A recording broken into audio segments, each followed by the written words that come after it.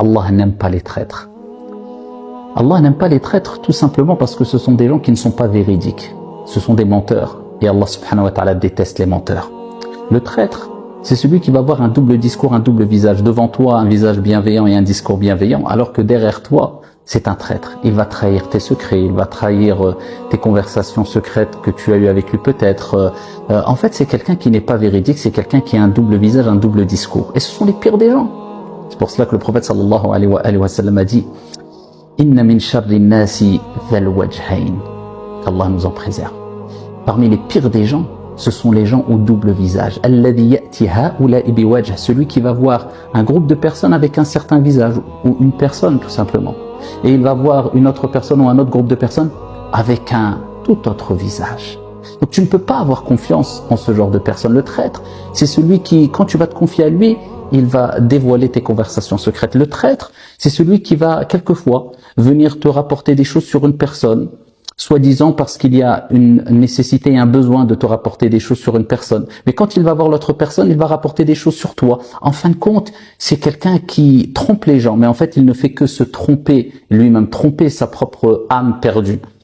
Le traître, qu'Allah subhanahu wa ta'ala nous en préserve, crée des dégâts, crée des conflits, aime la calomnie, aime avoir ce comportement soi-disant de bienveillant, de personnes sages, de personnes douces, de personnes tendres, de personnes, alors que c'est simplement un loup qui vient avec l'apparence d'une brebis, hein, si l'expression est bonne.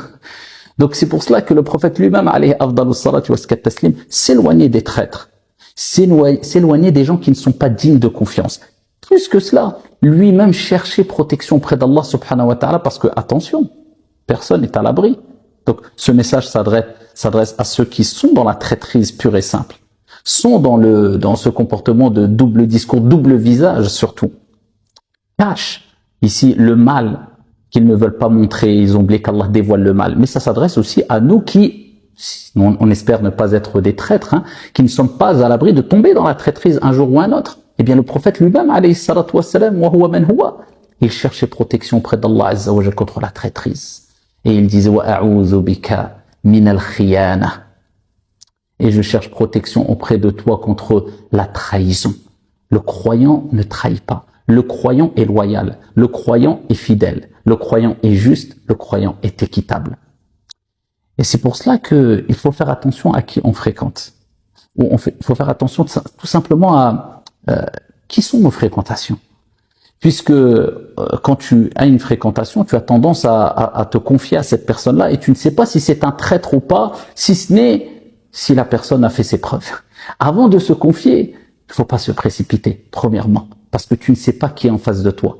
Donc tant que tu n'as pas côtoyé une personne qui a fait ses preuves, tu as une certaine expérience avec lui, il y a une amitié qui est basée sur une certaine longévité, bien fais attention. Et de toute manière, comme disait Ali ibn Abi Talib radiyallahu anhu arda, garde toujours une certaine distance ou une certaine mesure dans tes relations avec autrui, parce que tu ne sais pas de quoi est fait demain. Que les personnes en face de toi soient considérées comme étant des personnes bonnes ou mauvaises. Il disait, une parole qui lui est attribuée du moins, lorsque tu aimes, aime avec modération, et lorsque tu détestes, déteste avec modération. Allah!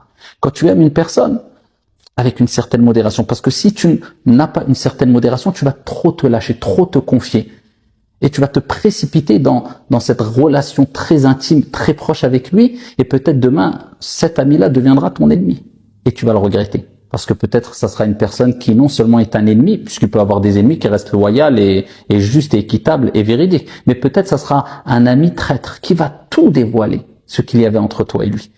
Et quand tu détestes, avec modération, ولا يجرمنكم شنآن قوم على ألا تعدلوا اعدلوا هو أقرب للتقوى.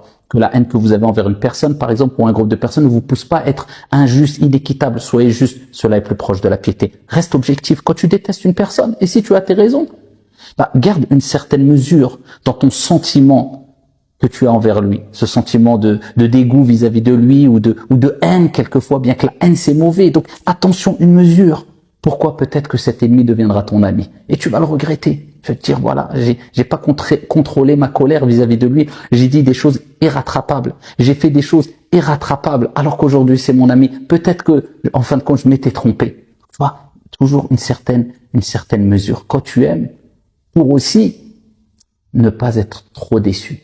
Parce qu'il y a des gens qui vont trahir ta confiance et ça peut faire mal. Il y a des gens à qui tu vas apporter énormément de choses, mais c'est des ingrats. Et peut-être au bout de 20 ans, 30 ans, hein, la personne va être ingrate et va te trahir ta confiance. Donc c'est pour cela il faut toujours garder une certaine mesure. C'est pas toujours facile, mais c'est important aussi. Surtout dans certaines situations, c'est très difficile de garder une mesure quand par exemple ça s'agit, on parle de couple par exemple, et on voit les dégâts aujourd'hui, peut-être aujourd'hui plus qu'hier. Des gens qui se sont aimés, rencontrés, pour l'amour d'Allah et de son prophète alayhi salatu wassalam, ont eu des enfants, et lorsqu'il y a divorce et séparation, c'est la catastrophe, la haute trahison. On ne s'en tient pas à répéter des faits qui se sont passés pour justifier le divorce au sein d'une famille avec des témoins ou avec des personnes qui interviennent pour réconcilier juste et équitable. Non, on dévoile les défauts de l'épouse et on dévoile les défauts de l'époux sans aucune limite. Pire que cela, on ment et on trahit les secrets, on trahit les conversations intimes qu'il y a eu, on trahit même les vocaux. Les vocaux, parce qu'il y a une bienséance à avoir quand on reçoit un message ou quand on reçoit un secret, mais certaines personnes ne comprennent pas cela peut-être. Et voilà, regarde le vocal que mon épouse m'avait envoyé ou mon époux, des photos, des vidéos, la yadu billah. Inna Allah la yuhibbul kha'inin. Allah déteste, Allah n'aime pas ceux qui trahissent. Sois toujours juste et équitable et écarte-toi noblement des gens qui te trahissent. Ne réponds jamais au mal par le mal. Mais évite le mal, repousse le mal avec sagesse et intelligence et réponds au mal par le bien. À ce moment-là, tu auras compris les choses. Et quand tu vois qu'on t'a trahi, eh bien, remets-toi en Allah subhanahu wa ta'ala. Prononce cette parole, Hasbunallah wa ni'mal wakil. Allah me suffit et quel bon protecteur, quel bon garant. Et détourne-toi noblement. Et celui qui a fait du mal, celui qui a semé du mal, Wallahi wa Rabbil Kaaba, il récoltera le mal. Celui qui a fait du bien et qui a semé le bien ne récoltera que le bien. Inna Allah la yudi'u ajran muhsinin. Allah ne fait pas perdre la récompense des bienfaisants. Donc, garde une juste mesure dans tes relations avec les gens. Demande à Allah de te préserver de la trahison et des traîtres. Et quand on te fait ici un acte mauvais, un acte traître ou un comportement de traître envers toi, détourne-toi noblement, sagement et calmement, qu'Allah subhanahu wa ta'ala nous préserve de tout mal. Wassalamu alaikum.